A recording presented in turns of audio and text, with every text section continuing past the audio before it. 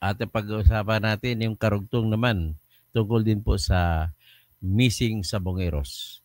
Ito po ay yung pala binansagan pala ito si Gretchen, itong problema sa kanya ay siya, ang problema ngayon ni Atong ay si Gretchen at saka mga sabongero.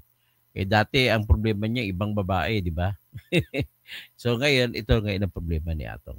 Paano siya makasurvive dito? Kasi kahit walang binabanggit po yung whistleblower na si alias Totoy, ay base po sa mga nakaraan ay hindi natin maiwasan na nakatingin ang mga tao ngayon nagdududa na si Atong nga ba? Si Atong nga ba? Pero alam naman natin na parang may namamagitan sa kay Gretchen at saka kay Atong. At dahil maraming babae si Atong kasama, pinakahuli niya si Sunshine Cruz, ay magiging problema niya rin si Gretchen kung talagang girlfriend nito. Hindi talaga papayag si Gretchen magpapatalo, di ba? At saka may pamangkin pa si Gretchen na si Nicole na naging girlfriend pa rin ni Atong. Ibang klase si Atong, ang galing.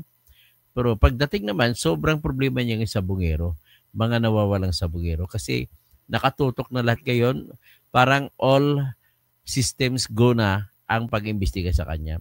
Nag-anunsyo na po si Attorney Rafael Calinisan na chairman ng NAPOLCOM na magpapagulong na siya ng investigasyon at kasama po mga sangkot na mga pulis na tumutulong kay Atong Ang. Tapos magpapagulong na rin ng investigasyon si tinatawag na Boying Rimulya para po sa pag-investigate sa partisipasyon ni Atong Ang patungkol sa krimen. Tataka ka ako eh. Lumabas na po sa Senate hearing ang pangalan ni Atong. In fact, naimbestigahan na siya. At in fact, yung Senate report number 464 ay nagsabi pa, nag-utos sa National Bureau of Investigation at Philippine National Police.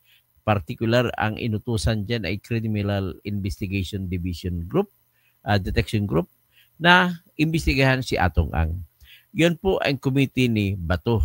So, bakit ang nangyari po, ang kinasuhan lamang yung 5 gwardya?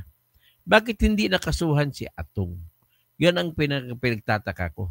Na very, very, very clear ang utos ng Senate investigation report na sa mga NBI at saka PNP na basusing imbestigahan si Atong Ang patungkol sa mga missing sabungero. Hanggang ngayon, it takes this coming out of isang suspect na pinalabas ng kinasuhan na naglabas na siya at nagsalita na siya na may blanco siyang binabanggit, tinatago lang pangalan, pero of course, sino ba naman tayo? Wala naman akong talagang ibang maituturo. Base sa takbo ng istorya, si Atong nga ba yun? So malamang si Atong. In the meantime, i-presume na lang natin si Atong na wala pa naman tayong ebidensya. Pero ang ebidensya lamang natin yung mga nakaraan sa Senate hearing at saka sa katotohanan na siya yung may-ari nung o nag-ooperate o nagpapatakbo ng mga sabungan kung saan nawala itong mga sabungero. Sa sabungan sa Santa Cruz, Laguna, ang sabungan sa Manila Arena, mga sabungan sa Lipa City, Batangas. Yun po yung mga doon nawala yung mga sabungero na ayon sa mga kwento ay nawala dahil po sila mga TUP, na tinitup. Kung anong klase bandaya dyan. Kasi nga, tinitup nila tapos itetext nila sa mga mananaya kasi isabong nga eh. Mananaya, tapos tuturuan sila kung saan sila magtataya. At yun ang maraming kumita dito. Kaya because of that, in fairness naman si Atong, sinabi niya rin sa na talagang masisira siya sa pangalan kasi sa kanya fair na fair play siya. In fairness to him, I know him. Very fair siya maglaro para pagpatungkol sa sugal. Ayaw niya na may tupi-tupi, galit na galit siya. So ngayon, kung ang suma sa kanyang kinwento sa Senate hearing, ang gumagawa niya ng mga ganun sa kanya ay mga kalaban niya na si Bong Pineda, si Arnie Teves, tinuturo niya. At saka yung iba, pati yung Class 86 na graduate, kaklase ni Bato, na si Camilo Casculan. Si Patrick Antonio, tinuturo niya. So ito raw yung may pakana kung bakit na maraming mga sabungero na wala at ginawa pa na nakukuha sa kanyang sabungan para ipalabas na masisira siya. Nevertheless, ang nangyari, hindi lang po siya ang sira. Lahat po sila sira. Kasi kasunod doon, inutos na ni Ginoong Duterte bilang presidente, natigil na yung inutusan ng PAGCOR na wala nang bigay-bigay ng lisensya para sa mga pagpatakbo ng tinatawag na isabong.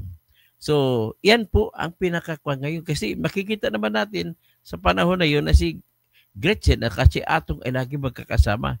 So, ipakita ko itong isang video na magkasama sila. Sa bungero. Maraming ang nalungkot ng tuluyan nang magpaalam ang actress turned philanthropist na si Gretchen Barreto sa mundo ng showbiz. Pero si Gretchen ang artista na kahit walang show o pelikula ay napanatili pa rin ang pangalan sa showbiz, dahil parati siyang napag-uusapan at nasusulat at trending pa. At ngayon naman, nag-awit sa kaso ng mga nawawalang sabungero ang aktres na si Gretchen Barreto. Ayon sa ulat ng Bilyonaryo News Channel, kumakalat kasi ngayon na espekulasyon sa social media, na si Gretchen Barreto ang babaeng celebrity na tinutukoy ni alias Tutoy, na kabilang sa Alpha members, na pangunahing grupo umano na sangkot sa pagkawalan ng mga sabungero. Aktibo umano ang partisipasyon ng babaeng celebrity sa grupo dahil ani alias Tutoy, isa rin siya pag nagme-meeting, anduan siya. Isa rin siya na susi kung sakali. Bagaman hindi pinangalanan ni alias Tutoy ang naturang celebrity, agad nag-espekula ang mga netizen na si Gretchen ang tinutukoy niya. Iniugnay si Gretchen sa kaso, dahil sa pagtuligsa niya noon sa pag-iimbestiga ng Senado tungkol sa mga nawawalang sabungero, at sa relasyon niya sa gambling operator na si Atong Ang, na madalas niyang tawaging sabong kingpin. Kung matatandaan, nag-trending noon ang iringan sa pagitan ni Gretchen Barreto at Senador Ronald Bato de la Rosa, kaugnay ng sabong na negosyo ng kaibigan ni Greta na si Atong Ang. Matapos imbitahan ng kaibigang si Atong Ang sa isang Senate hearing kaugnay ng nawawalang mga sabungero kamakailan, hindi napigil ang mag-react ni actress socialite Gretchen Barreto sa umano'y pangga-grandstand ni Senador Bato de la Rosa. Samantala, habang isinusulat ang balitang ito, ay wala pang pahayag si Gretchen sa pagdadawit sa kanya sa mga nawawalang sabungero. So, yan ang problema ni Atong Ang ngayon. Paano natin mailusutan ito? Kasi kasama si Gretchen, kasama din yung sabungero, no? Ang matindi talagang problema nito. So, isa pa siguro iparinig ko sa inyo yung isa pa.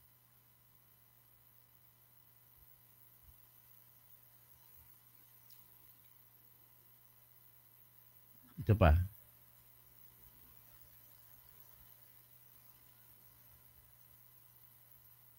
Ito po. Ayan. Ay, yan din yan. Wag na, yun na yan. So, yan lang muna ang aking ipapakita sa inyo. Just to give you an idea na lumalalim na po ito ngayon. So, ang problema ni Atong Ang ay hindi lang yung sabungero, kundi pati si Gretchen Barreto. At lumabas yung binlag ko kanina, yung pulis na binigyan ng 1 milyon para kasi hepe siya ng Laguna Police Office at doon sa Santa Cruz, Laguna na nangyari yung pagdukot. Kaya tinitingnan niyan na iyan po ang binayad kay Colonel Rogart Campo para tatabunan ang mga nawalang sabungero para hindi maimbestigahan. O di kaya mag-imbestiga na iba palabasin na iba yung ng may suspect. Para tapos, at sinasabi pa rin dyan na nag-alok si Rogart Campo na mga tao niya na mismo ang dudukot. So, big sabihin, kapalit po yan ng pera. Alam mo naman, pag pera nagsalita, kahit ang mga moralidad ay lumalabas sa bintana. Ganon po yung problema natin sa Pilipinas. Vicente Ferrer, magandang gabi po. Tapos Jamie Amayan, malamang kasabwat si Bato. Hindi po kasabwat si Bato dito kasi siya nga nag-imbestiga eh. Ang layo natin masabi. Kasi sa Senate investigation, si Bato po ang nag-imbestiga. At kung may kasabwat man si Bato, doon siya sa kanyang classmate sa PMA na si Camilo Casculan na mayroon ding isabong. kumbaga karibal po ni atong si Camilo Casculad na kaklase ni Bato. Si Andrea Tugas, magandang ginawa mo. Salamat, Aling ha. Tapos, Josephine Sandy Dialysis ka. Salamat po sa super sticker. So, salamat kay Cheng. Gawa po ini Alyan, yung background ko, napakaganda nga pagawa. Salamat at may premyo ka sa akin. Si Imordibal, dyan sa La Union, magandang gabi. At po na, magandang gabi po. At tayo magsimba po sa ngayon. Pupunta muna ako sa simbahan. Silver Bullet, sama-sama lang naman si Greta kay Atong. That time I don't think masasangkot siya, pero dapat imposible naman na wala siya kasi pinangalanan siya ni Tutoy alias Tutoy na kasama isa sa utak sa Alpha Group Alpha nung mga may utak kung paano mawawala yung mga sabungero.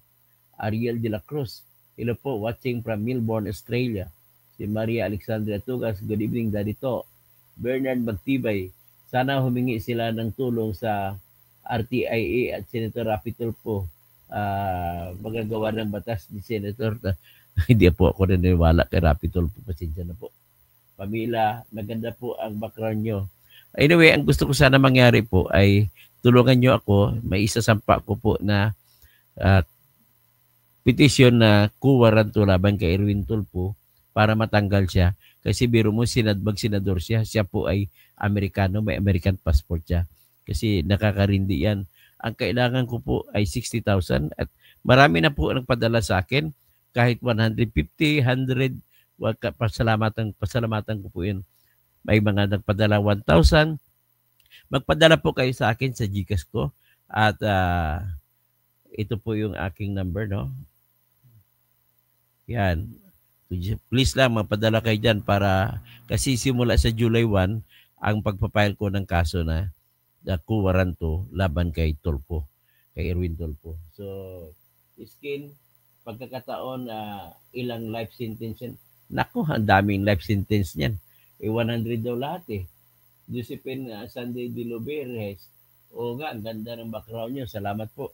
Okay, hanggang dyan lang muna, no? At magandang gabi po at babalik po tayo mamaya. More updates.